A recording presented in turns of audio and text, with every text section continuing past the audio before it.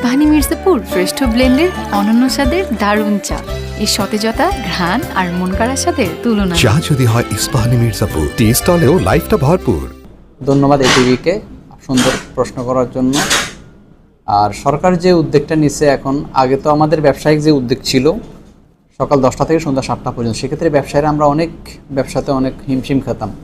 So এখন সরকার এখন যে উদ্যোগটা নিচ্ছে ব্যবসায়ীদের কল্যাণে, সো সরকারি উদ্যোগটা অনেক সন্তোষজনক এবং ব্যবসায়ীদের জন্য অনেক ফলপ্রসূ হবে।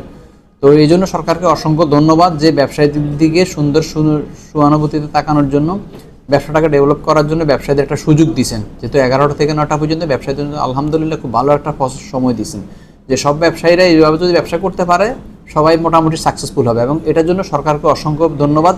সরকার ব্যবসায়ীদের কথা চিন্তা ভাবনা করতেছেন, অবশ্যই সবাইকে নিয়ে দেশ গড়ার জন্য সরকারের জন্য আন্তরিক সহযোগিতা কামনা করতেছে।